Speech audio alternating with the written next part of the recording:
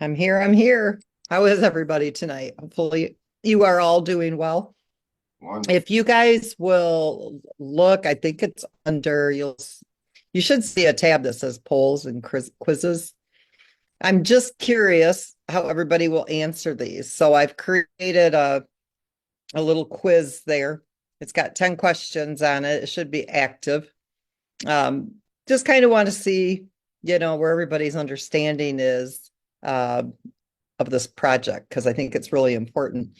And I'm going to do some updates in the end, but I really want to touch on some things. I'm not sure if people understand the likenesses and the differences between Movequest and Bitcoin. So I'm going to share my screen. So it's not really a presentation too much. It's going to go pretty quickly, but I kind of really want to go over a few things with everybody because we're getting ready to really start moving. You guys are going to see a lot of things start to transpire now on the website. I'm going to shut my video off real quick only because it gets in the way. The videos do. Hang on here. I got to stop sharing. Hold on here so I can move that thing out of the way. All right, share. Then I can move that there. Okay, now I can get the presentation up. Sorry, guys. All right. So I want to ask if any of you, we left the chat open tonight, okay? Because I want people to be able to answer, and then we're going to open up the mic too at the end. Does anybody know when Bitcoin first reached $125? You guys all know that MoveQuest has hit an all-time high of 125 dollars, right? Everybody understands that. We all loved seeing that, didn't we? Does anybody know when Bitcoin first reached $125? It was April of 2013. So it took Bitcoin 4 years to reach $125. Now, in 2009, when Bitcoin launched, pretty much it was zero. I mean, it wasn't nowhere near even a penny. It was like 0.0008. Okay. And in July of 2010, it actually reached 8 cents. So it took a year for it to even get to 8 cents. Right. And then in 2011, it actually hit $1 for the first time. Okay, we launched MoveQuest at $1. Now, late in 2012, actually, it hit $30 in June of 2011, but then it crashed and it went down to like $4 or $5, 3 or 4 months later. But then in 2025, it started to slowly climb to that 10 and $20 range. Okay, we're kind of back and forth right now between the high seven and low eights, $8 range. Okay, and we've only been on the market for maybe about 190 days. Okay, so about 6 months or so, maybe 7 months. In April 2013, Bitcoin broke $125 for the first time. Okay, that was 4 years after Bitcoin hit the market. Now, granted, nobody knew anything about crypto. Okay, so MoveQuest has got some advantages over Bitcoin because at the time, Bitcoin, according to all your major banks and financial institutions and people that claim to be, very smart in the world of finance, all said that crypto was nothing but a big scam. And now it's $1 trillion market cap, and it's not going anywhere. It's very interwoven into our ecosystem. But I just wanted to show you where MoveQuest has already reached that all-time high of 100, not all-time. Well, it is our all-time high. It's not going to be our all-time high of $125. And it took Bitcoin the 4 years. Now, my next question is, you guys all know that you're mining um, MoveQuest, right? Some of you we probably wish we were um, mining Bitcoin as well here. I mean, if we could do that, I definitely would. But that's not possible because Bitcoin, I mean, if you guys have Bitcoin, you need to hold that too. Okay, here we go. I'm not giving financial advice, but that's like That's like the king of crypto right there. And it doesn't even matter if it's just a little bit of Bitcoin. Bitcoin hasn't even seen its all-time high yet, just like Movequest hasn't. But when Bitcoin got started, it was actually relatively cheap to mine Bitcoin. I even mined it with my computer. I didn't know much about it and I didn't do very good at it. But when it first got started, you were probably mining Bitcoin for about a penny a Bitcoin when it very first started launching. There was hardly anybody mining it at the time. And then in 2011, it was a few cents, okay, to mine your Bitcoin. But at that time, people were just using their normal computers. They weren't using the graphic cards yet. And, it was pretty much just the CPUs on your computer. But then they started to get kind of crazy and you started buying these graphic cards. And then it started to get more expensive, where it was $1 to $5 to mine one Bitcoin. And then that's not even including the electricity. Okay, the electricity costs quite a bit if you had multiple machines that were mining that Bitcoin. And then in about 2013, to mine one Bitcoin, it would cost you about $20. And at that time, people were using those ASIC miners. So I don't know if you guys remember those days, but that was the big machine to mine the Bitcoin with those ASICs computers. Now, taking all of this into account, my whole point is to reach that $125 mark when Bitcoin did that, you would be spending about $20 to mine one Bitcoin. Okay, by the time Bitcoin had hit that $10 to $20 range, you were spending about $5 per Bitcoin. So if you were to look at Bitcoin today, it's going to cost.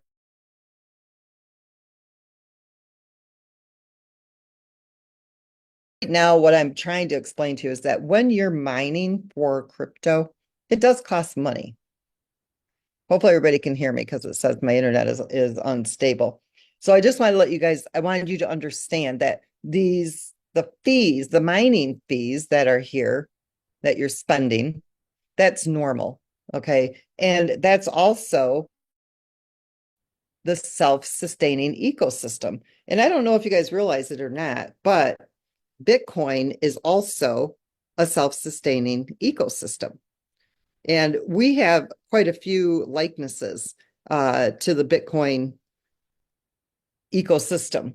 So when you're looking at the Bitcoin ecosystem, well, let's talk about Movequest first. Does everybody understand what our self-sustaining ecosystem is? I'm assuming that everybody pretty much has got that down pat, right? You understand that when you're mining Movequest, you're paying a submission fee, right? Oops, hold on here a minute, you guys. I'm sorry. My phone is giving me issues. I'm on my phone's Wi-Fi right now because my Wi-Fi is kind of sketchy. Skeetchy, I think is what they say. Oh, hold on. I really apologize, you guys.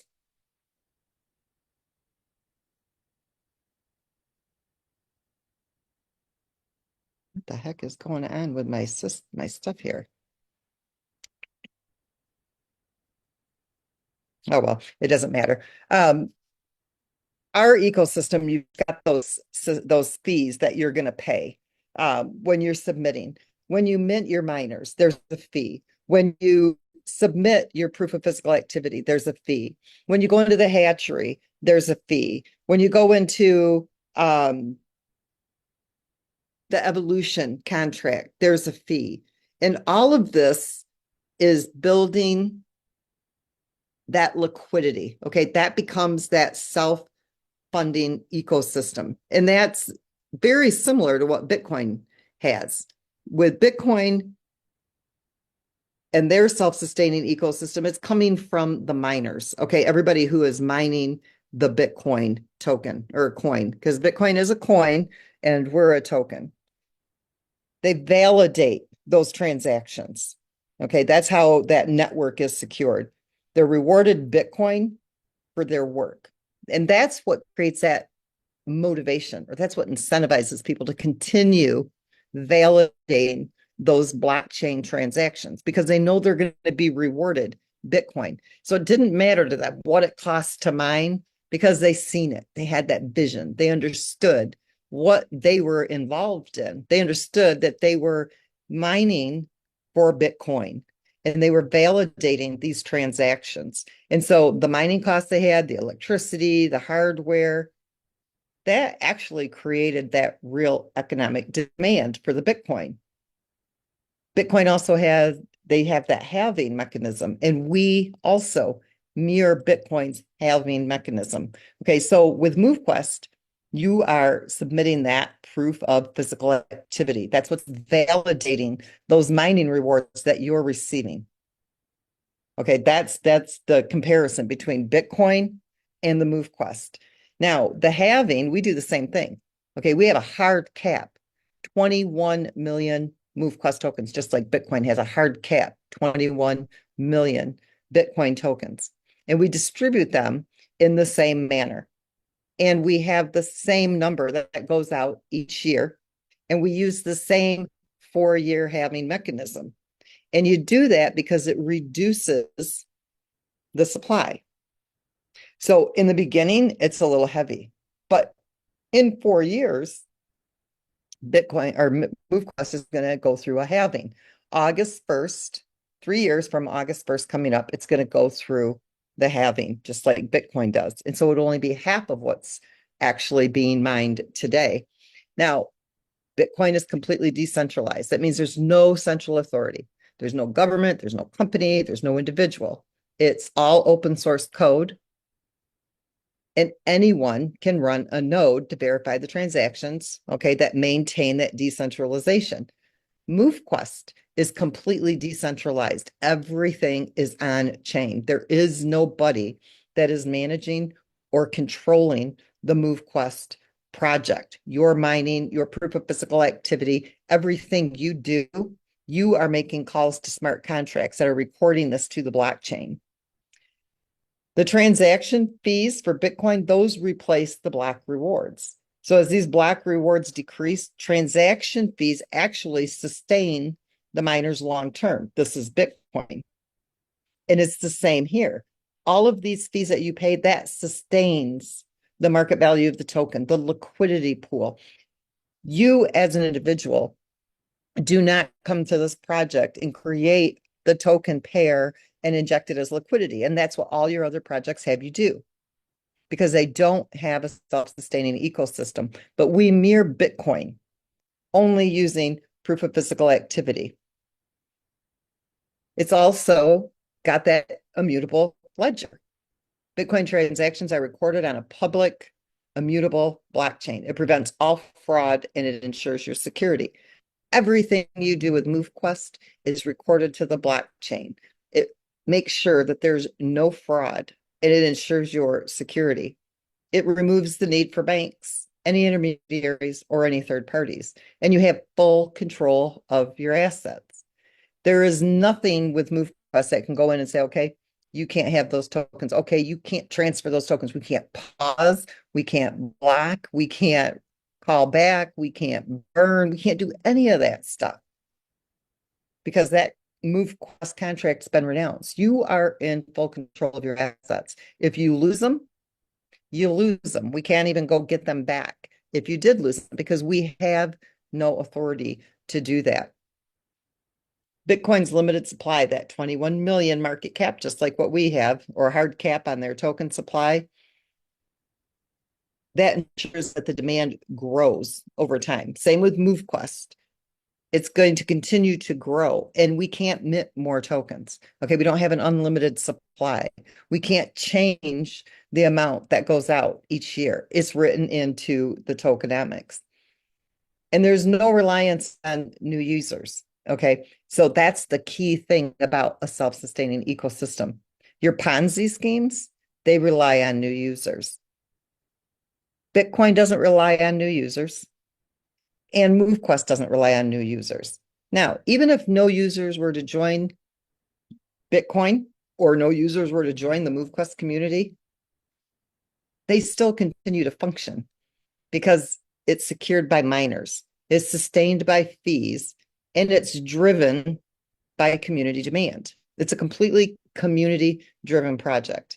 Now, your Ponzi-like projects that collapse because they don't have that constant influx of new money, they don't have self-sustaining ecosystems. So when we built MoveQuest, I made sure that we use the same fundamentals as Bitcoin. Why? Why rewrite the wheel that's already working? Because the minute you try to redesign the wheel, what happens? Bumps, kinks, everything falls apart. It doesn't work. And so we mirror the Bitcoin system. Bitcoin's been running independently since 2009, completely independent. Drives the banking systems insane. And for years, you guys heard him. You heard, especially the CEO of Chase Bank. Oh my gosh, I used to laugh because he was the loudest. It's a scam, it's a scam until his daughter made millions. And all of a sudden, it was the best thing since sliced bread. So instead of bulking crypto, they're now jumping on the bandwagon. Now they're getting involved. Wells Fargo currently right now, they're building an infrastructure so that they can start to interact with the blockchain, so that people can start to move their crypto using Wells Fargo. Okay, there's other banks that are also starting to implement this. So this works not because of marketing hype, but because miners, users, and all of you who are here have aligned incentives and you keep the network running. And it's the same with both Movequest and with Bitcoin. So when I compare Movequest self-sustaining ecosystem to Bitcoin's, both are designed as self-sustaining ecosystems. They operate in different ways, granted, right? Because Bitcoin is proof of work, Movequest is proof of physical activity. But they're still very, very similar in many ways. Okay, we do have the fixed token supply, that 21 million. And that's a big deal because that creates that scarcity. You guys, scarcity is huge when you're talking about crypto.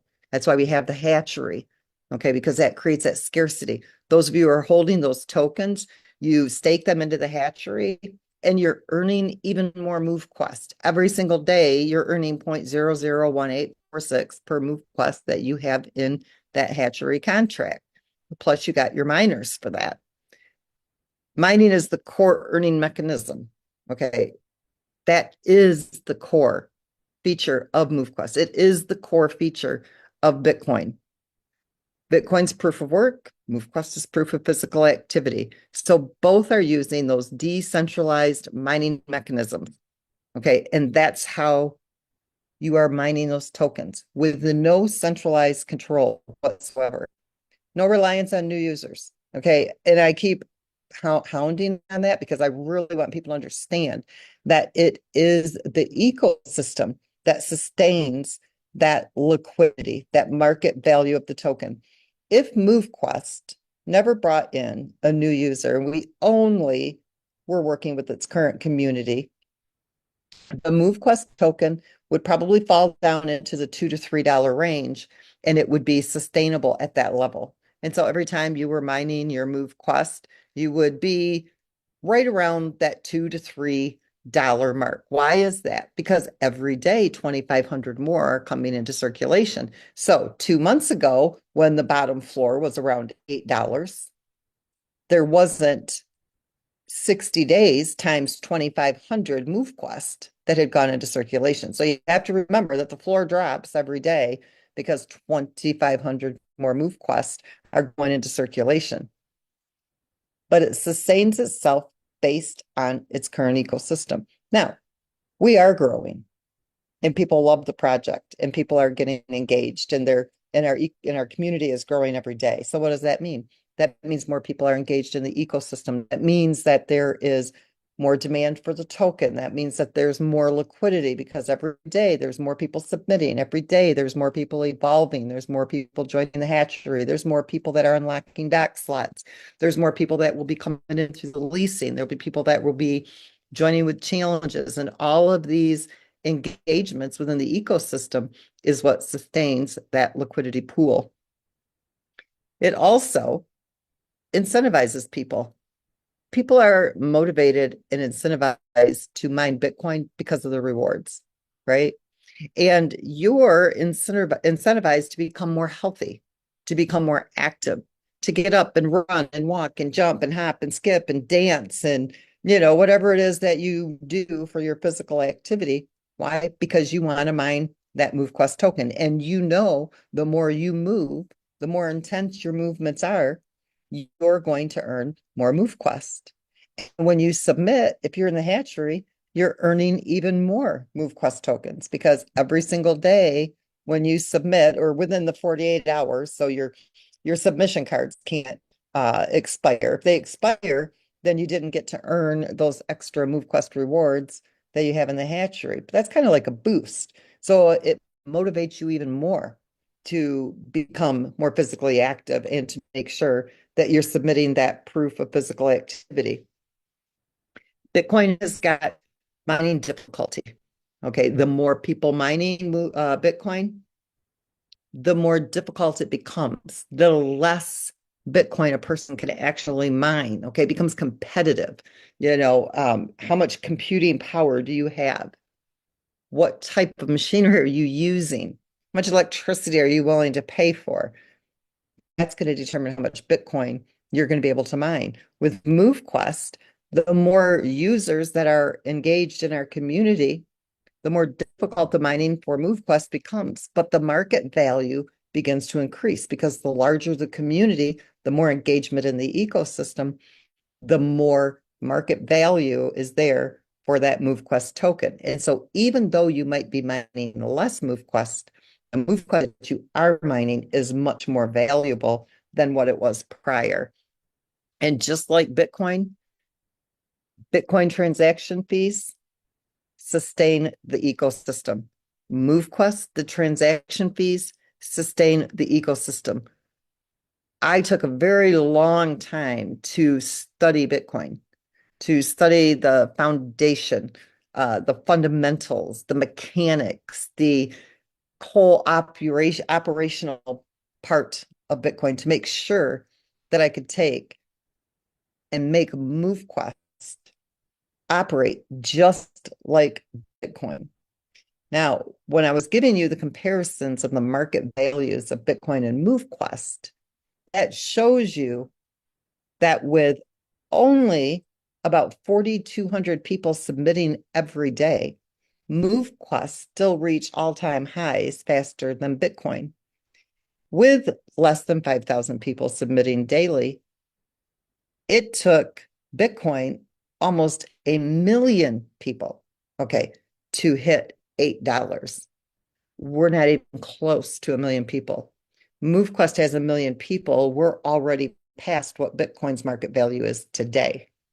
Okay, so MoveQuest is stronger. MoveQuest is a beast. And it's all about you becoming more healthy, you moving more, you becoming the best version of yourself.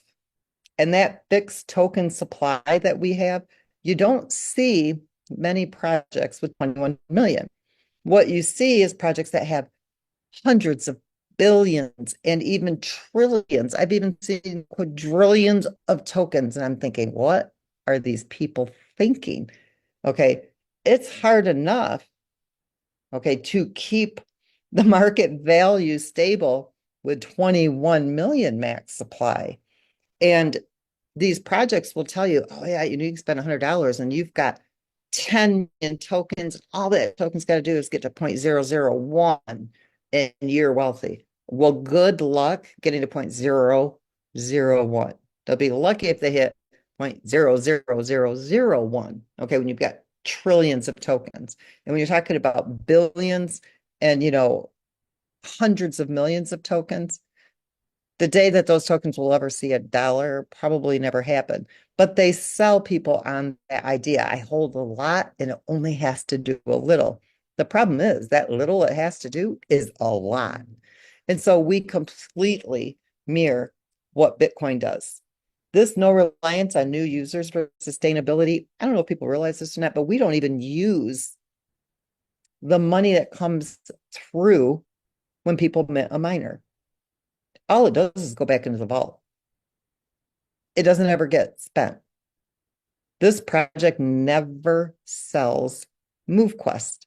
When Movequest comes into the system, I don't know if you guys realize this or not, before it can be sold, it has to be bought. That means it gets paired to USDT and added as liquidity. The project never sells it. You will never see that day because it doesn't happen. It's not written into the contracts. It cannot be sold. It has to go into the liquidity pool and be purchased before it can be sold. And so every time somebody mints a miner, every time they unlock a doc slot, every time MoveQuest is used within the ecosystem, you know it can't be sold until it's been bought. And that all happens from the engagement of the ecosystem. And the more the community grows, the more stable this becomes. Right now, you've got the submissions that people are spending are less than the market value of the tokens that are actually being mined. That's normal, okay? But as the community grows, eventually the submissions will be more than what the market value of those tokens are being mined every day. And that's when you start to see that shift. That's when you start to see everything really twist into a whole new light. That's what everybody's like, oh my gosh, this actually happened. This is a token that has real world value. Okay. And the faster we grow, the faster the market value goes up. The slower we grow, the slower the market value goes up. But one thing you can be certain of, the market value will go up. We've already outdone Bitcoin in our first 7 months. And our market cap is actually pretty good in comparisons to what Bitcoin was then as well. So super excited about what we have for this project. I hope you guys are just as excited as we are. I'm not going to go through all this, but I'm going to make this available to people because I think it is really a good table for you guys to look at. Where Bitcoin does proof of work, we do proof of physical activity. Energy consumption for Bitcoin's super high. There's nothing here. Okay, you're using your fitness data, which by the way, we don't store, save, sell, or share. Okay, you're in total control of that. And I want everybody to kind of be able to look at this. So it gives you the comparisons, but it also shows you the differences. I want to talk about the hatchery just a little bit tonight. I'll turn my video back on really quick. So the hatchery, when we set this up, especially the 4-tier hatchery, I want everybody to understand where we're going with this, okay? When you deposit into the hatchery, it's allowing you to earn additional MoveQuest tokens. Now, for our current community, we're really encouraging our holders to use the hatchery. It locks the tokens up into a smart contract that's not hackable. Okay, it's very, very secure. You are earning more MoveQuest tokens as soon as the website goes live, which should happen anytime within the next 24 to 48 hours. We'll begin the process. Okay, I'll let CoinMarketCap know. Please verify our MoveQuest listing will be verified on the Avalanche chain within the different wallets and things like that. I have to wait for that website to be completed so they don't use the dev site when they verify us. But they'll use when they do the FDV, it'll be based on the real numbers, not 21 million. Currently, everything is based on the 21 million tokens. So they'll base it on what's actually held in the holders' wallets, okay, not what's in the contracts that won't be sold. So it's a really good way for us to get that real official FDV. Right now, okay, so we go live with our launch, which is I want to say 3 to 4 weeks is what you have left. It could be less, okay, but I want everybody to understand this. The hatchery is going to adjust as an onboarding feature. Okay, because it's going to allow people to come in and get started using the hatchery and be able to earn those additional rewards, but they won't get their MoveQuest back. Okay, they'll have to pay the fee just like everybody else does. Currently, our community is being, I don't want to use the word allowed. We're making it possible for you to get all of that MoveQuest back. We're using it right now as a tool for our current community to be able to use it to hold your MoveQuest tokens to earn those rewards and to get the MoveQuest back. Plus, you got all of the miners. Now, do the grand launch, the hatchery will take on a whole new form. Now, don't freak out yet because I got something special for all of you here that are currently in the hatchery. So just hold on.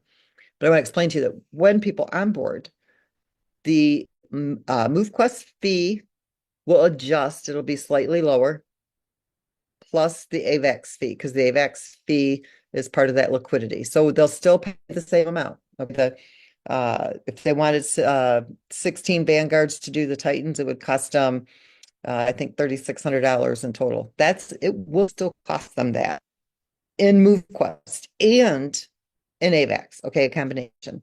They will not get the MoveQuest back. That's just the fee. Okay, just like when they come in and they mint a navigator and then they go and evolve, they don't get that MoveQuest back. So once we do the launch, those of you who are in the hatchery now, you're kind of grandfathered into what we call the golden hatchery. Okay, that will be a tier above. So the current community, only those wallets will be allowed into the golden hatchery. That way you are able to continue staking that MoveQuest for those rewards and be able to get all of your MoveQuest back.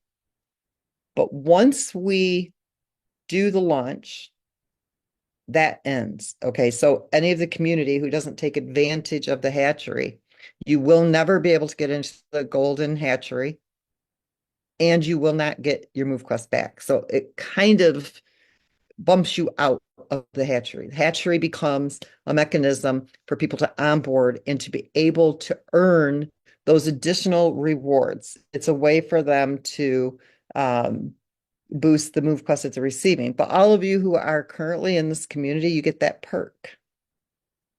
It's a big perk. It's a huge perk.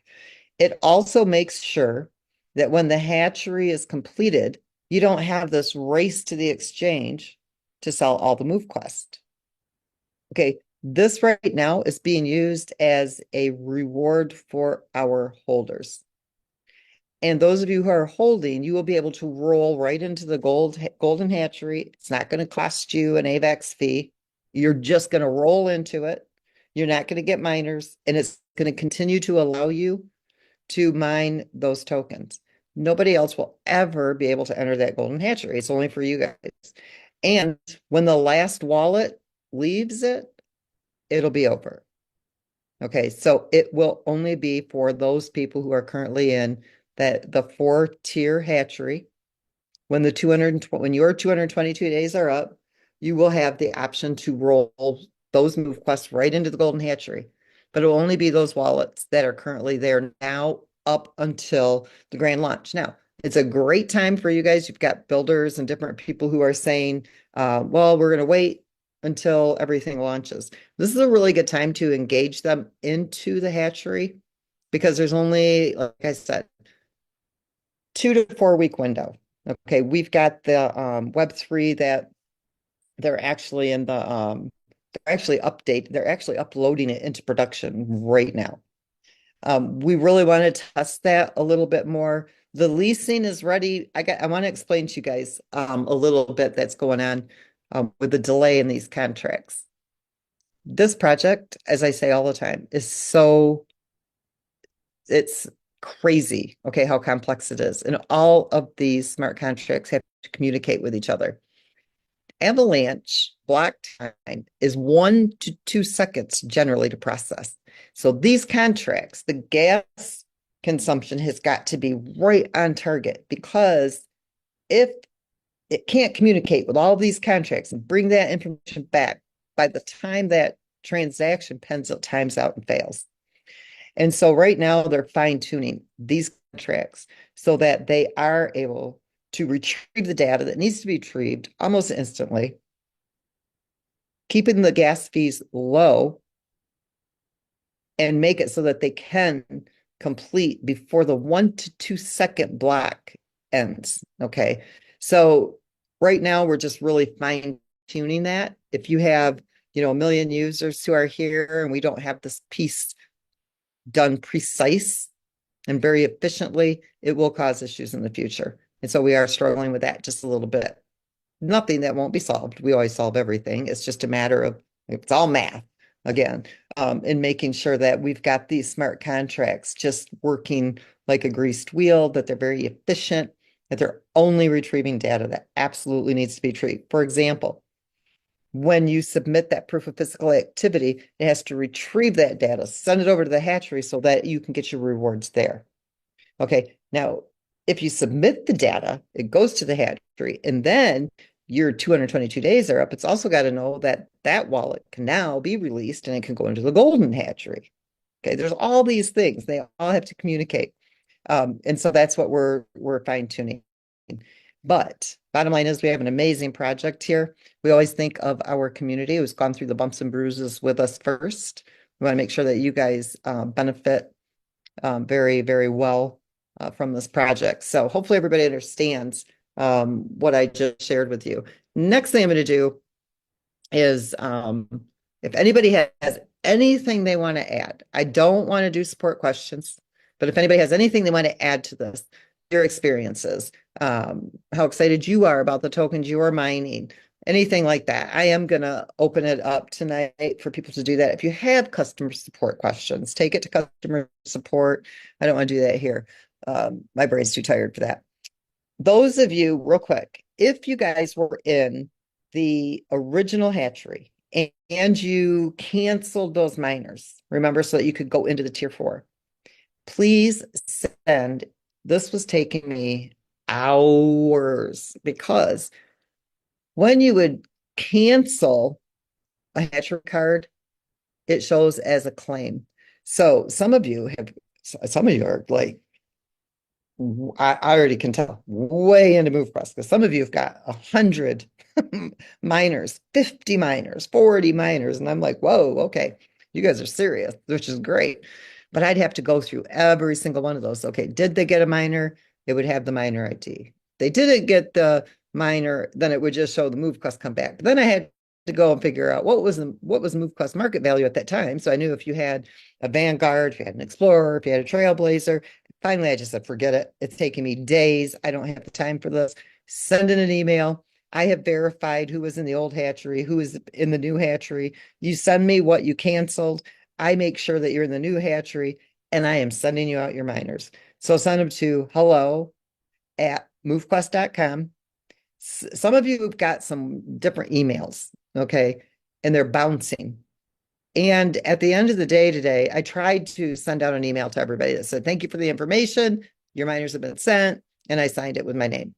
But then about the last 10 or 12 emails, the email server wasn't letting me send. So if you don't get your miners and you've sent that email, I'm getting them back out to you guys very, very quickly because of your emails. If you haven't gotten it in an hour or two, probably your email bounced back. Maybe use a Gmail email when you're sending them. I know some of the Yahoo emails have bounced back. Some of the, I did get some Protons, but for whatever reason, I can't answer if you emailed me using a Proton email. And if you aren't sure if you got your miners, just go look under inventory, you'll see them, or you can go to Snow Trace or Snow Scan, paste in your wallet address in the search bar, and then it will show you if you're under ERC 721, because that's what your miners are. They're a token, an ERC 721 token. Click on that, and it'll show you what miners you got today.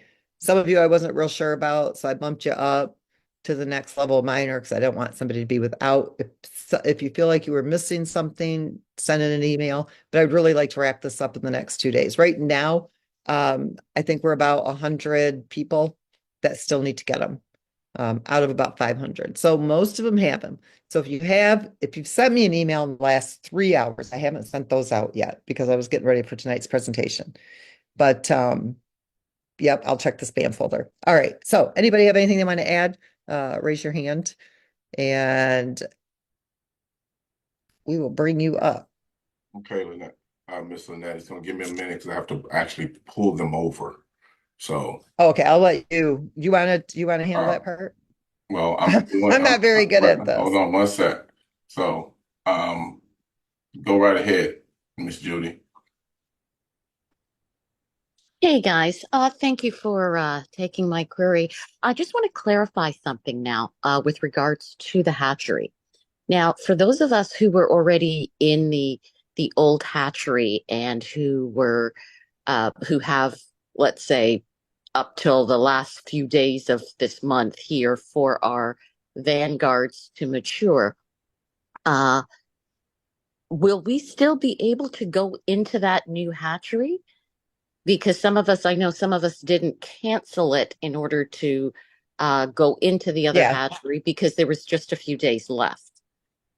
No, you'll still be able to. I would say that there's at least I would say 3 to 4 weeks before we close that off for people. And I think there's only like, I think the last miner comes out of that hatchery in like, I think 9 days, maybe 10 days, something like that. Okay, because at that point we would also need to, because we're getting all the move quests back. So in order to put Mhm. all of our move quests into the new hatchery, we're going to need the 15% in the AVEX as well. So some of us may Yeah. need a little bit of time for that. And just to give you guys a little hint too. So when you go into the golden hatchery, you'll be able to add more move quests to it. Okay, so even if you just get a holding spot in the rewards hatchery now, so let's say you just do a navigator, right? It at least is locking your wallet in so that you can go into that high tier hatchery. Oh, So okay. that right. So it's not that you will only ever be able to put the amount of move quest that you currently have into the next one. You'll be able to put as much in the golden hatchery as you want. You'll just be the only ones that will ever get access to that. So my whole point is just make sure you've at least locked your spot into the 4-tier hatchery, even if it's just with a navigator, so that you at least get access to the golden hatchery when that comes out in 4 weeks. Wow, thank you. It won't come out in 4 weeks. It'll come out in 222 days because it won't be available prior to so when the 222 days is up, that one will be live. It's already done for the most part. The only thing that we're deciding on is whether people be able to compound. What do I mean by that? If you earned, 2 move quests today or 10 move quests today, can you add it to your balance to increase the amount of move quests that you're going to be earning in the golden hatchery? That's the only piece that we're deciding on. But on day 222, that golden hatchery will light up, and everybody who's coming out of the 4th tier will be able to go and roll their move quest into the golden hatchery. Okay, so basically, but that makes a huge difference because I know a lot of us who were especially looking at vanguards were thinking we had to do the whole 15% for all the vanguards. So that does make a You difference. do, and you do if you're coming in with your 16 right now. So the 4-tier hatchery is you're earning a lot of move quests. The more move quests you have, the more you're earning right now. But for people who can't afford to do that, don't don't do it. Just lock your spot in, even if it is with just a navigator, which is I think $7.50 worth of AVAX. At least you've locked your spot. Now, when you go into the Golden Hatchery, there is no AVAX fee for those of you who are already in this 4-tier hatchery. Okay. You're just able to move over to it. Okay, so if, for instance, we were to go into this current hatchery now with, let's say, 50 move quest. Um, Afterwards, we would have the opportunity to say go in with 3,000 move quest. Into the golden hatchery. Yes, there's not a limit of what you'll be able to put in there. There's just a limit on what people will be able to join that hatchery. Okay. Thank you so much. That clarifies. Yep. All right, thank you, Ms. Judy. Let's see here.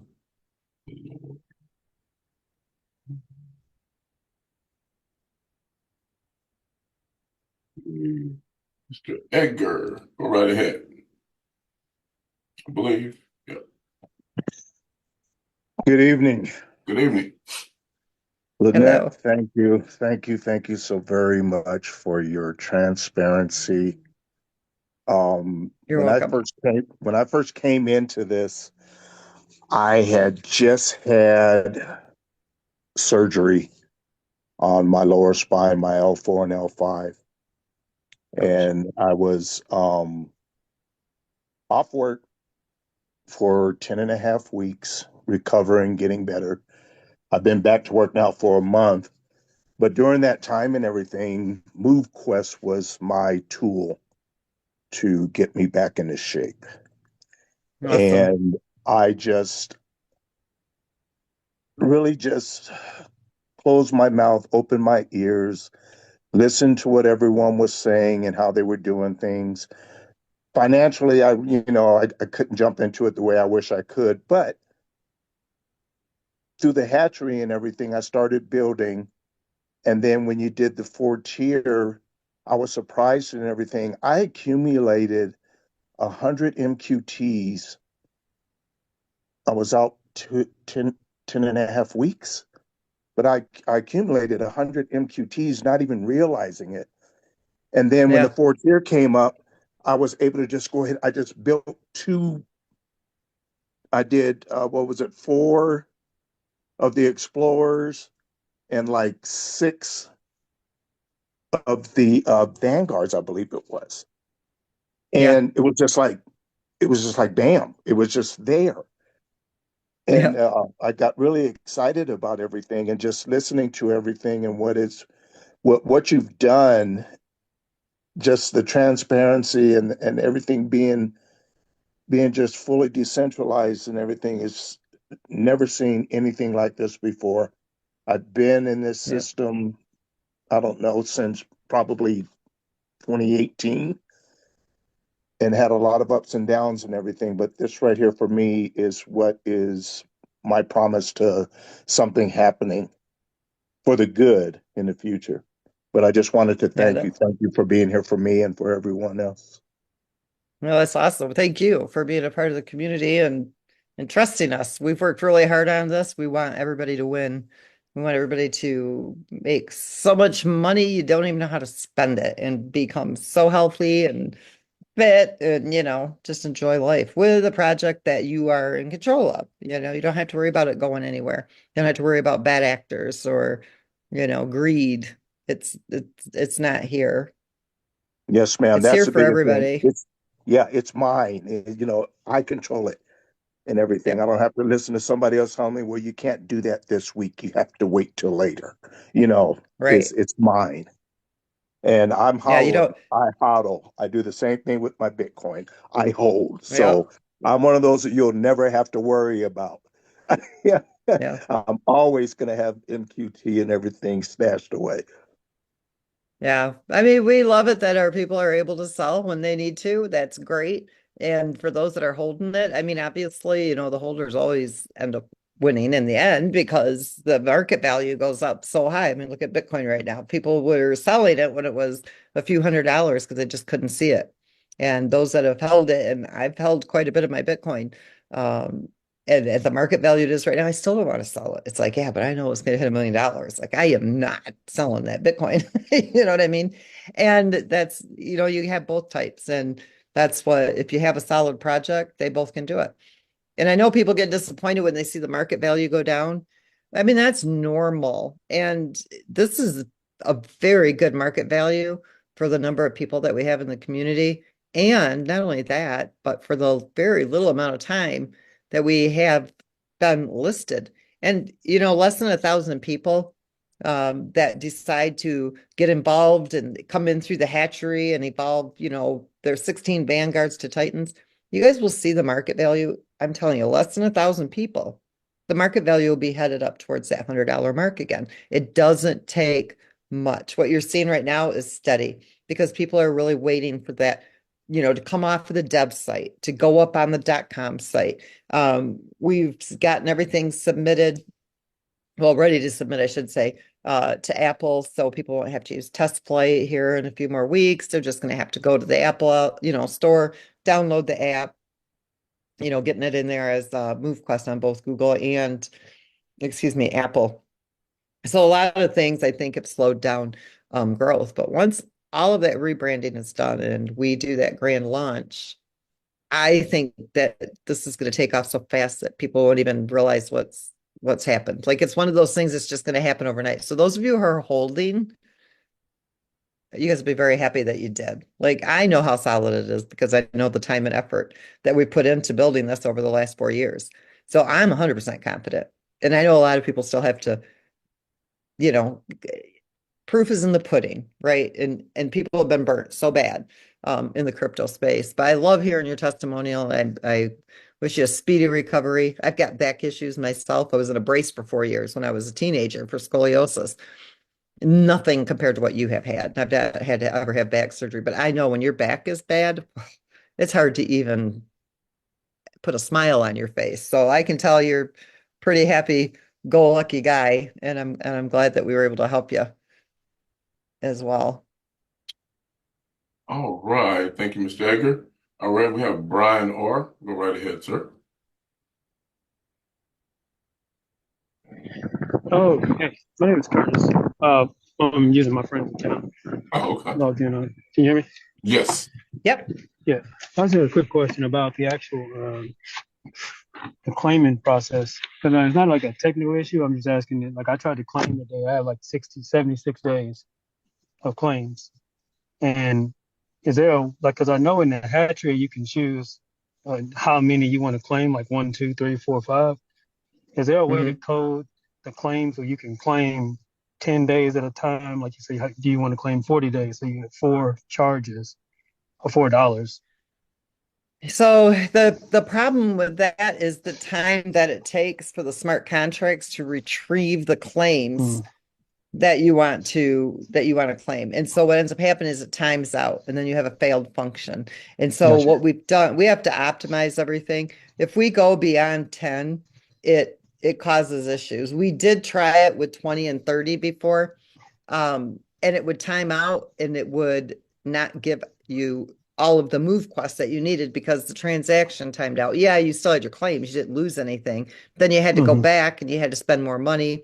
So it's optimized, for its best. It's $1 for every 10 days. So, Right. but it's I still ended up- cheaper. If you did it for 40 days, it would have ended up costing, it's like $7 or $8 because of because it has to go and search through, Oh, and another thing, you guys, I thank you for bringing up the claims. We optimize everything so it's the cheapest for everybody. So you'll notice that your claims kind of shift around and the dates go out of order. That's because we've created the system to pick and choose the best number for the best fee, meaning it might be, January 28th, 29th, 30th, and then it may jump down to February 6th, 8th, 10th. And then maybe you still got one from December, it'll throw in there. But what it's doing is it's optimizing so you get the most tokens for the $1 and then the gas fee. So it doesn't take them all in a consecutive order. So if you see your dates shift, you didn't miss anything. You just go to the scanner, like Snow Trace or Snow Scan, and look up your internal wallet and you'll be able to see the days. But that's why we've got it optimized, from 1 to 10 days. And the reason we only charge $1 on the 10th day is to encourage people not to claim daily because it helps reduce the selling pressure. But yeah, if we could, I wish we could. Yeah, that's why I got 76 days. I didn't until the hatchery was open, there was no reason. I'm just claiming and just leaving it there because there's no point in me cashing it out. Because and Judy's solved another problem I was thinking I need to get everything out and then move it into the hatchery. That's what I wanted to do. So now I'm just gonna buy a navigator or whatever the lowest thing, so I can eventually get all my Movequest out, so I can put it all into the hatchery. That's what I'm Yeah. You just want to make sure you at least lock your spot at the very least. Yeah. Good deal. Yeah. All right. And I do have I guess I'll put this in the suggestion in Discord. I was a part of the group, but in each call, in order to affirm that everybody was listening, get as much group participation as possible, he would give out codes throughout the actual presentation. And then each person who was listening to the call would have to go into those codes to show that they were participating. Now, I'm just making a suggestion because it made Yeah. sure that people were listening. It was like, first code, 1, 2, 3, 4, then later on in the middle of the presentation, another code, and at the end, another code. And I'm not saying you ought to do a reward or anything for people who participate. That's up to you off the side. But it was just really, I liked it because it made sure in order for the entire group actually listen to the entire call and not, because it's strange. I see some people they'll be talking about, you'll make a clear explanation about why everybody needs to move a certain way responsibly with moving, being a part of an ecosystem. But I'll see people still talking like they didn't hear anything you said, or there was no value in what you said. Like you selling $7 as opposed to selling at $200. So it's just, I'm gonna put that in the suggestion thing in the Discord. It's frozen. All right. Well, thank you, sir. Thank you. Thank Yeah. you. All right. Let me see. Do that. All right, Miss Lynette. I'm not sure if she's frozen over here. Can you still hear us, Miss Lynette?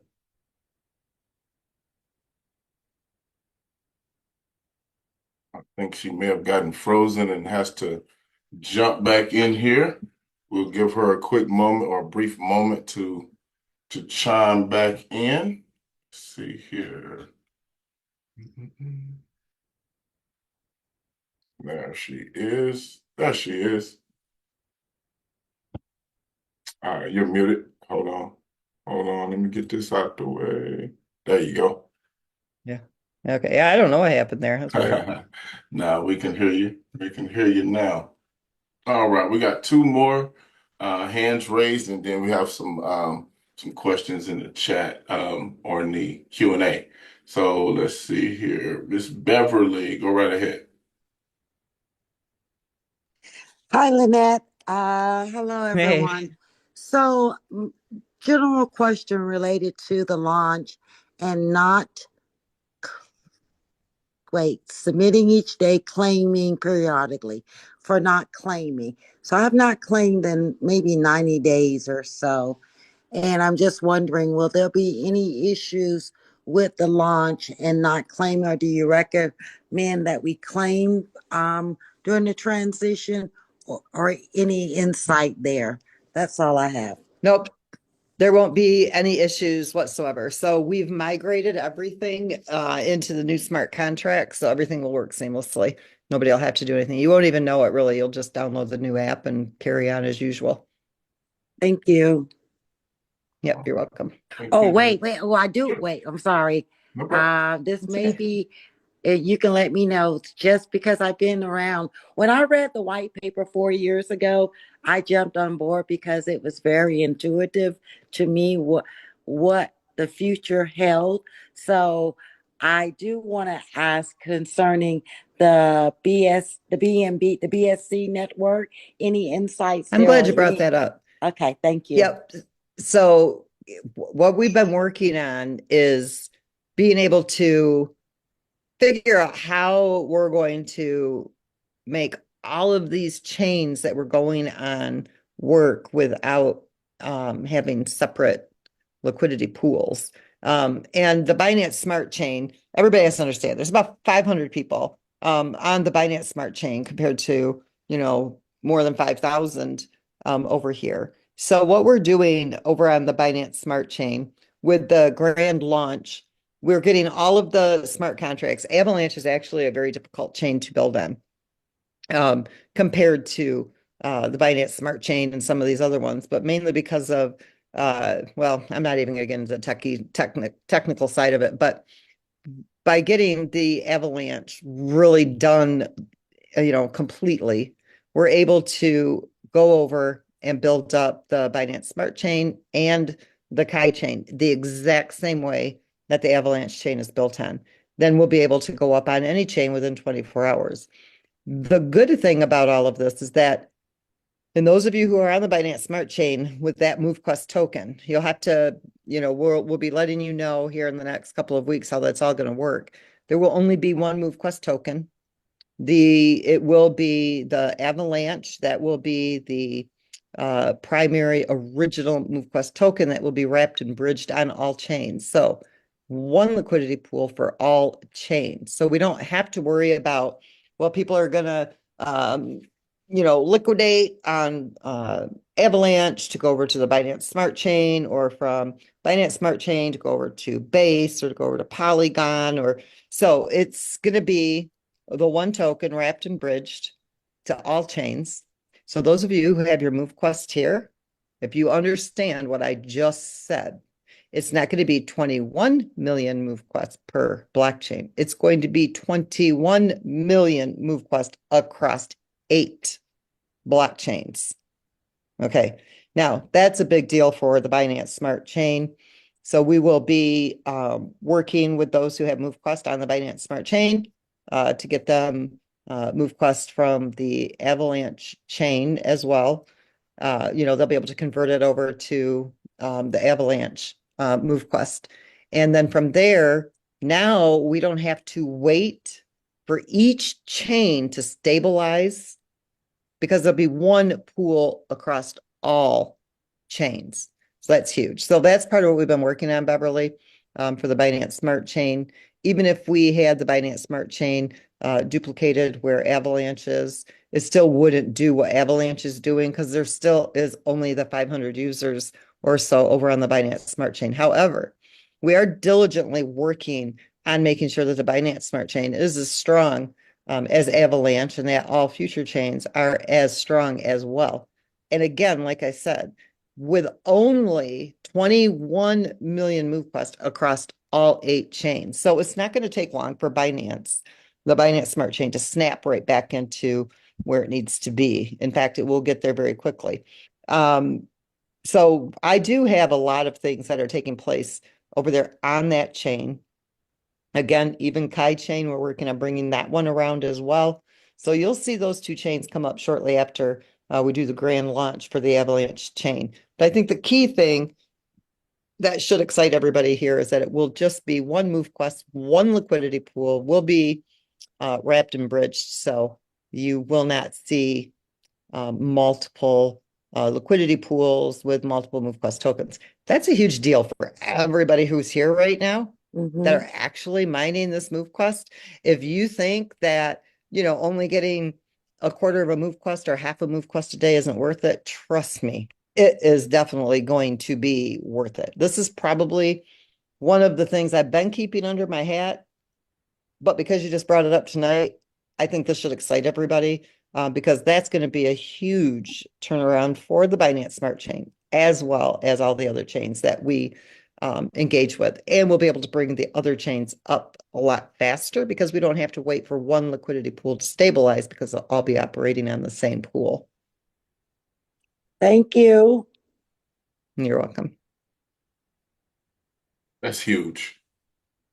That's huge. You mean keep Yeah, it it's down, very please. huge. I'm dumbfounded. I'm trying to find my keys over here. That was a new one for me right there. Some things I have to keep under my That was hat for a that was a new one for while. me right there. Yep, yep. All right. Let me see. All You right. guys all know, if there's one thing I do know, it is the crypto space. And I do know that things have to be, just perfect. So I've been really working on making sure that that could happen. And we had a long conversation with some pretty major developers that have worked like on the Ethereum blockchain and stuff, that we were talking to a couple of weeks back. And I was able to get some of my biggest questions answered about, just using the one token, and realize it's actually a lot easier than what I originally thought it was going to be. So yeah, it's a big deal. But yeah, I've been keeping that one under my hat for a bit. I'm responding just real quick, and I know because we do have some people that are new to the crypto space on here, and I'm getting some of the chats, some of the messages coming through. For a person that knows absolutely nothing or just getting started, Can you explain what the significance of what you just shared is, understanding that this project the roadmap has always been to be on multiple blockchains, but each Mhm. blockchain was going to be it would still be called the Movequest token, but each blockchain was initially going to have its own 21 million tokens per blockchain. And what you just said is that that's no longer the game plan. You've devised a way to utilize technology to wrap the liquidity pool so that people can mine on any or all of the other blockchains that we go to. And that liquidity from purchasing miners, from submitting on a daily basis, all comes back, regardless of the chain, to one liquidity pool that supports the value of MQT. And it's only Correct. 21 million instead of 21 million times however many chains, which brings more Yep. people. People can choose what chain they want to operate on, more liquidity, more value. I know I asked you to explain that question, so I did it for you. Yeah. If I So missed here's the something, key fill in the takeaway. blanks. Well, let me give you the key takeaway to that. So and here's the biggest challenge.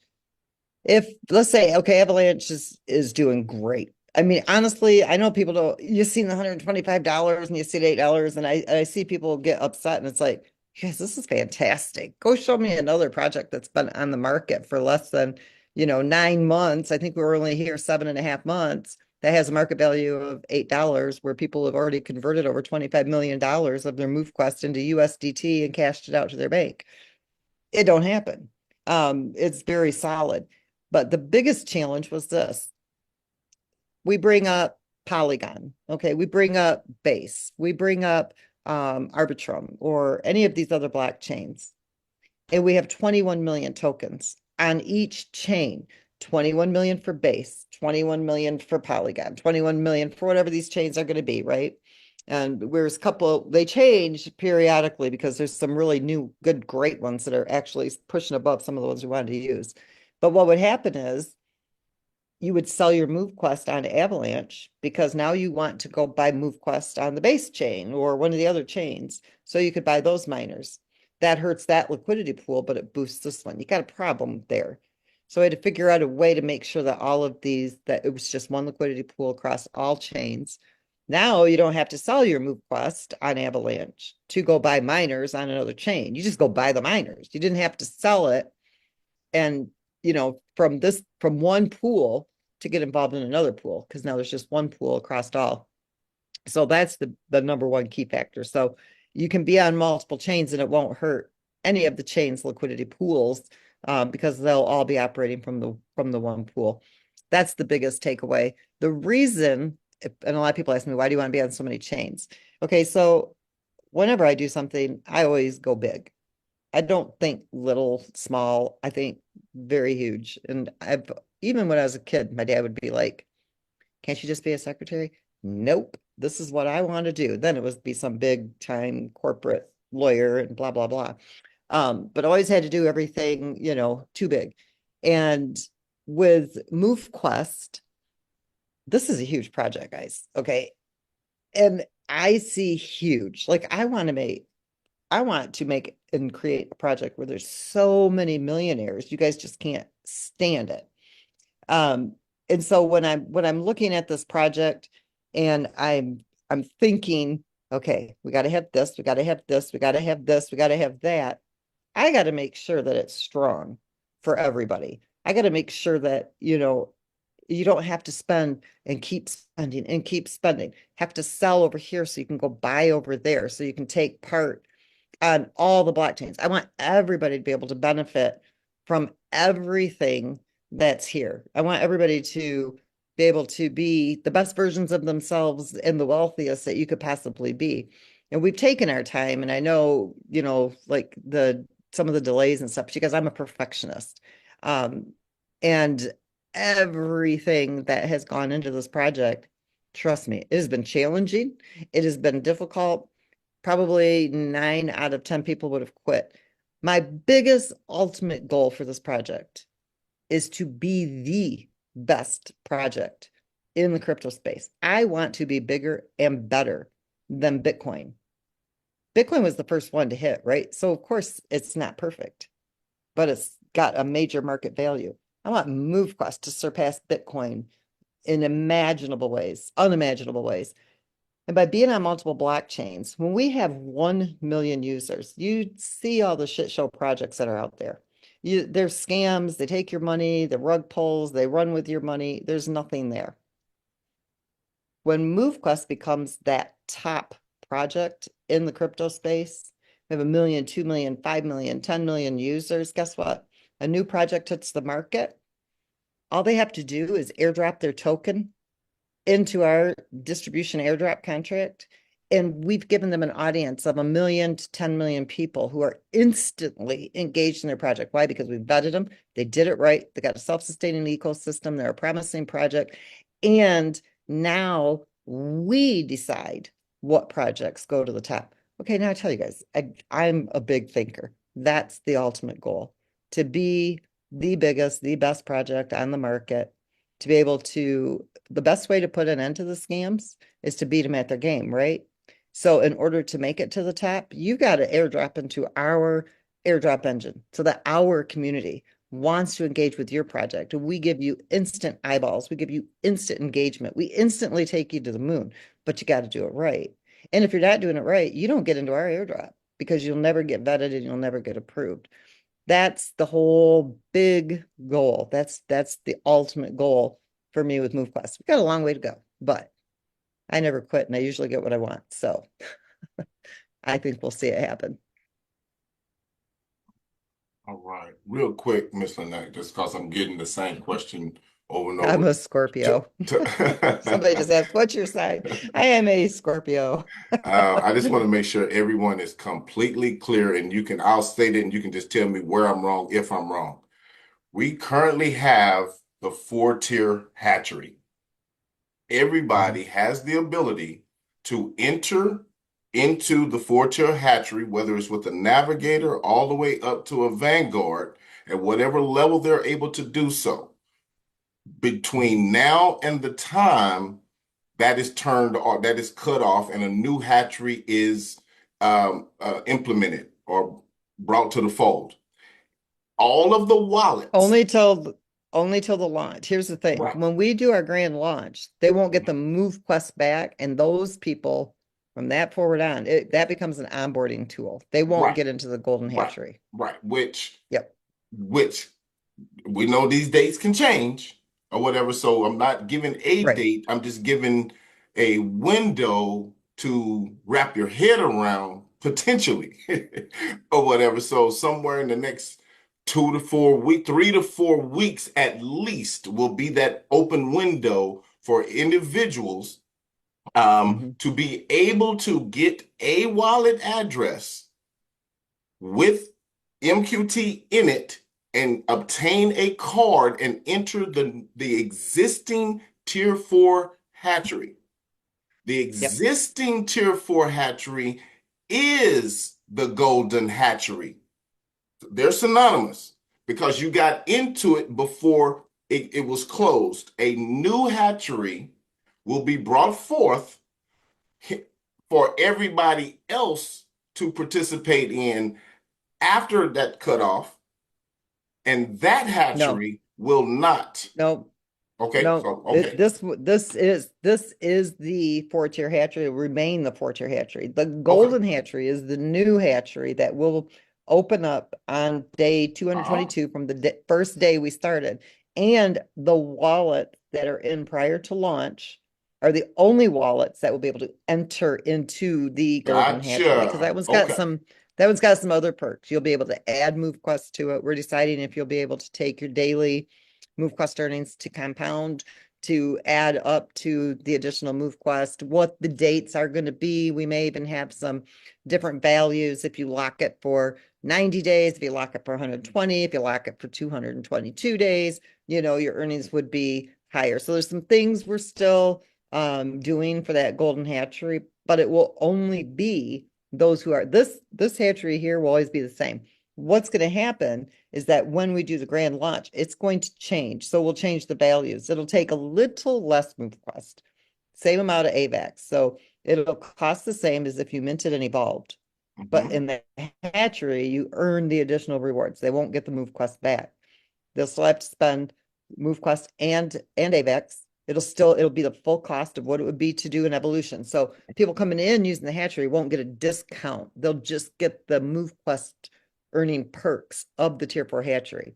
Gotcha. Now, those of you who move out of the 4 tier into the golden hatchery, you won't have to pay an AVAX fee. And you won't get minors. You're just locking up that Movequest. You're just holding it for those rewards. You've already got your minors. You're just moving into that higher tier. Now, let's say we have 1,000 wallets, right, that go into the golden hatchery. As people drop out of it, okay, if there's only 1,000, there will ever only be 1,000 in that hatchery. So as people drop out, it will just end, right? That we won't open it up to any other users. It will only be this group. It's only you guys are our first movers, right? You guys feel the bumps, the pains, the delays. When we do the launch, it's smooth sailing from there. Nobody had to experience what all of you have. So this is your perk. This is your, this is your, Gotcha. Okay. I was here and I had to go through it. I get this and you don't. Gotcha. And it's a great time to bring in people too that want to take advantage of that. It's really a good onboarding tool right now for people. So perfect. My apologies to the 2 people that I replied to via message, because I was under the impression that they were the same. It is 2 separate hatcheries.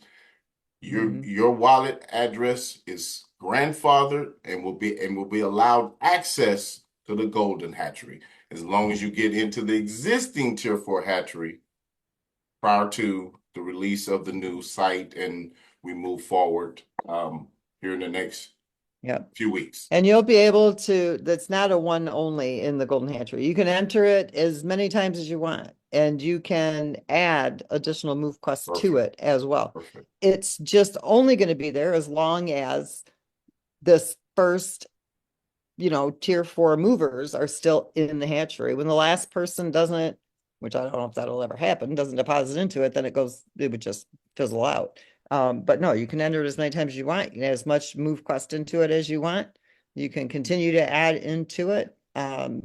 There's no limit for those users. It's only limited though to those who are in the 4 tier hatchery prior to our launch. Understood. All right. And let me see. Other than that, I don't know if you can see the Q&A board. I believe. Yeah, somebody just asked, what's the benefit of the golden hatchery? Yeah. The benefit is that you're earning additional Movequest every day, 0.001846 Movequest. If you're not a seller of your Movequest, you don't have to pay an AVAX fee. If you do want miners, you'd have to pay the AVAX fee. But a lot of you probably won't want the miners by then. You won't have to pay the AVAX fee. You'll have the option whether to mint miners in the golden hatchery or to skip the minting of the miners. If you want the miners, you'll pay the AVAX fee. If you don't want the miners, you'll just deposit into the golden hatchery. It allows you to still get the benefits of those extra Movequest rewards without having to sell. When you're ready to sell, obviously you don't want them in that golden hatchery. But that's like the golden ticket, like the Willy Wonka. It's like, that's the top tier hatchery, and it's limited to just those who are in the 4 tier right now, because we are going to change the 4 tier. You won't get the Movequest back. People will onboard using the hatchery because they get their miners immediately. It gives them the advantage of being able to earn that 0.001846 Movequest for onboarding through the hatchery. But when their time is up, the only thing they'll get back is their rewards. They will not get their Movequest back. So it's an awesome scarcity tool. It's pulling that Movequest out of circulation for future liquidity. It creates a major demand by using that hatchery for onboarding. Perfect. So the hatchery is a big deal. And it would just be like they bought them anyway, but you want to go through the hatchery so you can get some additional rewards for doing so. So absolutely. Okay. All the Perfect. Movequest that comes in goes to the vault, and then it can only be used for liquidity. So that's what I was saying earlier. Movequest never gets sold when it comes in through these different, through the ecosystem. In order for Movequest to get sold, it has to be purchased first. So it comes in and it's used as liquidity paired to USDT as a product. I don't even get like our 10%. I don't even get that in the form of Movequest. We get it in the form of AVAX or USDT. There is no allocation of Movequest. I have to mine it or I have to buy it, just like everybody else. I didn't get one Movequest token allocated to me, nor did anybody else. There was no distribution done that way. And, Mr. Taylor, go right ahead, sir.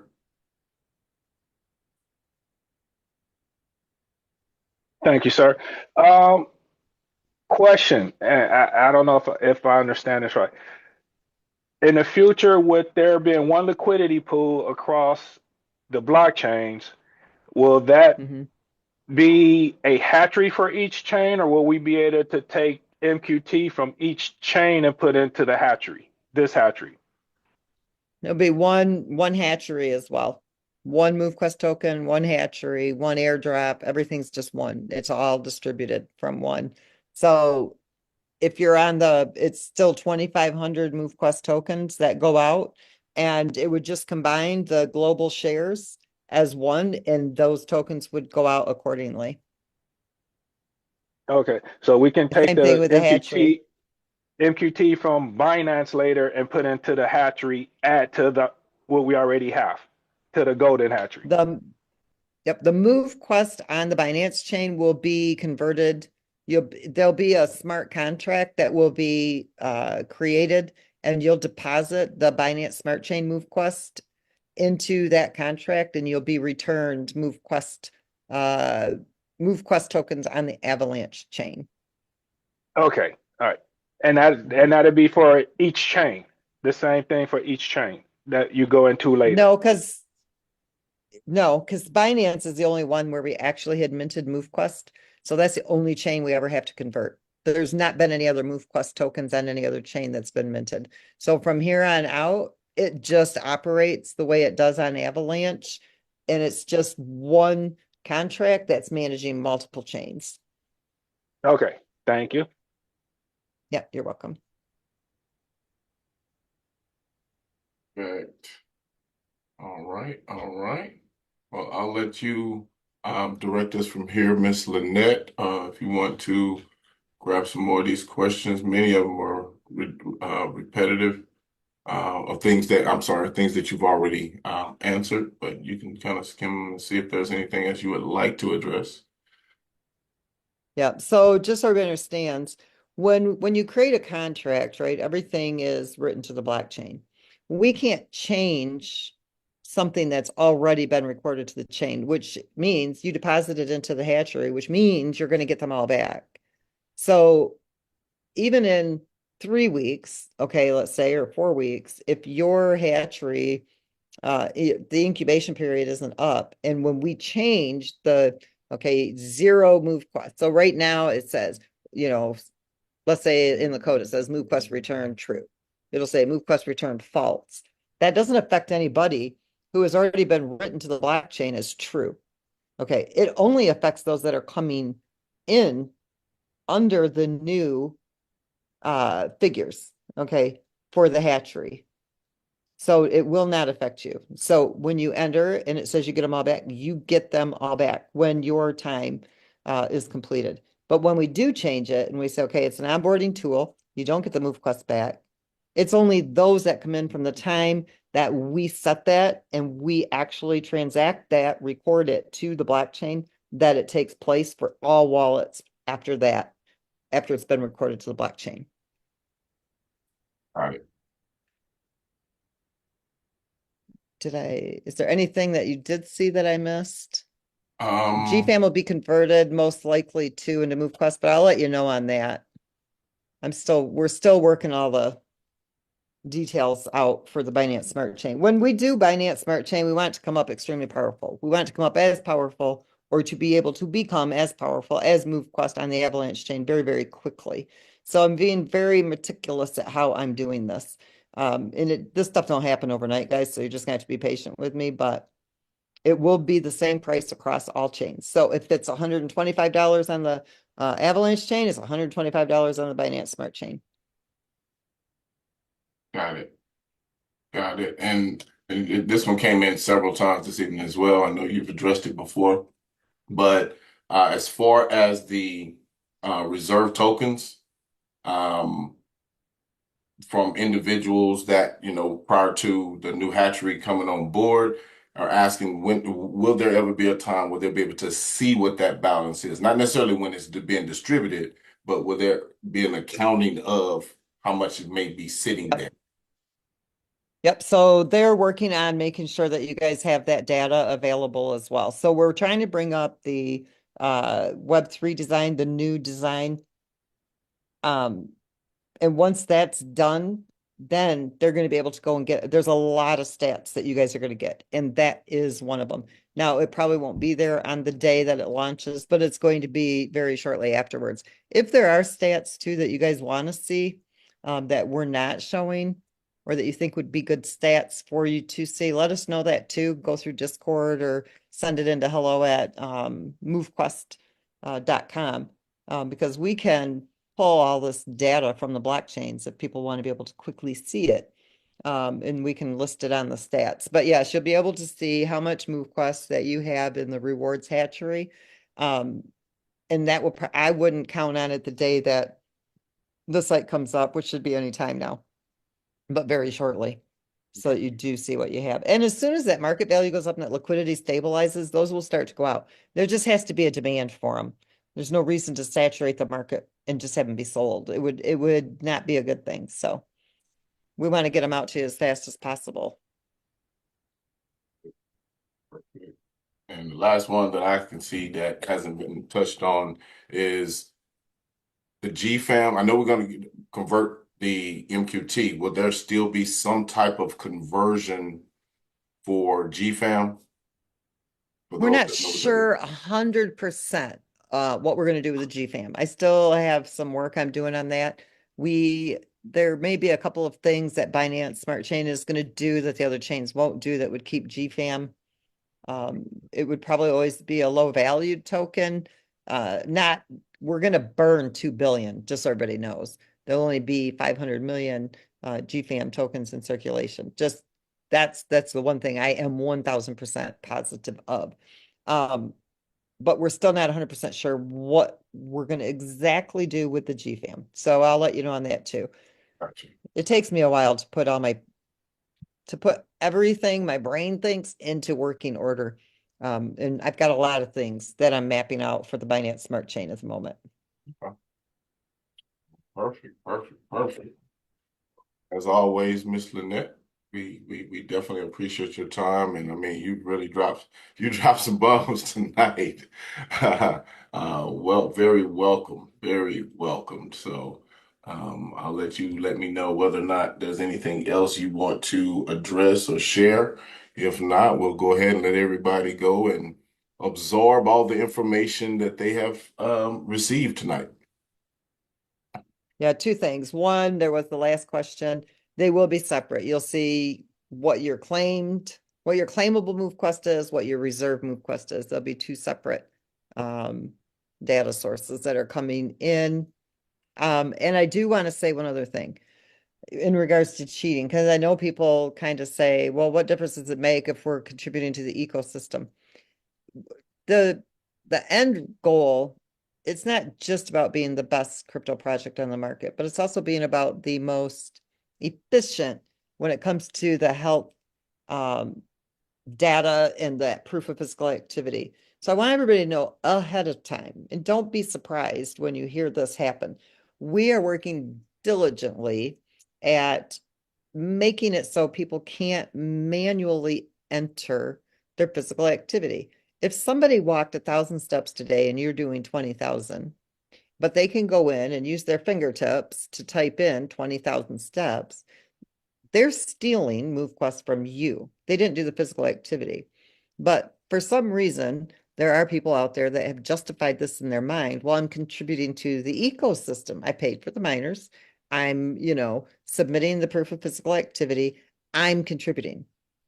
That's not what this project is about. We want people to be able to, in the future, let's say one of these big insurance companies is like, wow, okay, this is really working for people. Now we can give you health benefits, or we can drop your insurance premiums, or we can give you discounts, or you can get this perk or that perk because you're physically fit, you're physically healthy. We want the information that's coming through to be accurate. Okay, we don't care if you want to cheat yourself on your own data, if that floats your boat, fine. But when it comes to gaming the system or not being a legitimate source of physical activity, I'm totally against that. I don't care if you are contributing to the ecosystem, and I don't care if you spend $100,000 on miners. If you're cheating the system, you're gaming the system, and that's not cool. And it's not right. You don't want me to cheat you as the project creator, like all these other project creators do. And I don't want the community to cheat the project. Same thing. Okay. It's reciprocal. And so we are cracking down on that. So this is what will happen. Android is open source. Okay. Android, Apple, you can't cheat Apple. So those of you who get like a iPhone or you get an Apple fitness tracker, it will never affect you. You can't cheat Apple. But Android allows you to create all these, softwares and, scripts and whatever else, and you can pretty much do whatever you want. There's a lot of these apps that don't care what you put in for your health data because you're cheating yourself. They're not building it for like a crypto project. Okay. So if we cannot get that down, we may have to say only iPhones, only Apple Watches. Okay, I'm telling you right now, I'm really trying hard not to have to do that. Or we may have to say only this Android device can be used, or only these, fitness trackers for Androids can be used, because we will cut out the cheating 100%. Why? Because it protects the community. If they don't care, if they're cheating and gaming the system, they don't care about the market value of the token. They don't care what they're selling. Their whole thing is, I paid for it and I'll do what I want. I'm going to get as much as I can. Well, I'm here to tell you that I don't operate that way. And I will do everything in my power to stop the cheating, because I do care if you're manually entering that information and somebody else is out here having a heat stroke trying to do 20,000 steps a day. And you're over here using your finger to type in 20,000 steps and you barely got off the couch and you sat there eating chips and dip all day. So I do have a problem with that. And sorry, that's the way it is. Don't care if people don't like it. So just know ahead of time, if you're cheating the system, we will put a stop to it. Your days are numbered. And if the only way that we can put a stop to it is by removing certain softwares or certain phones that you can use, that is what we're going to have to do. So be prepared, guys, because when this token takes off, you don't want people cheating you out of your Movequest. Okay, let them get up off their seat and do 20,000 steps and earn their Movequest just like everybody else. That's all I got tonight. I'm sorry, but that's the way it is. Well, thank you yet again, Miss Lynette. Everybody, thank you for joining in with us this evening. If there's one thing to take away, Miss Lynette said this. It was going to be my number one takeaway for the night, is when she said earlier, it's only math. It's only math. So Yep. I definitely can see how the math is mathing right now. But you did drop some other bombs on us this evening, and it was extremely welcomed. Everyone, remember tomorrow, for those of you that want to share or inform, get some other people that you may know informed about the Movequest project, tomorrow at 1 p.m. Eastern. Mr. Brandon Ivy and Mornita Casa will be doing their weekly Wednesday afternoon presentation. So please feel free to get anyone you think may be interested plugged in there. Remember to stay diligent and vigilant as it pertains to securing your assets at all times. There are people out there looking to get what you have. Let's not let them have it. Outside of that, everyone, I hope everyone has a wonderful evening, and we'll see you back again here real soon. Bye-bye for now. Yep. Bye, everybody.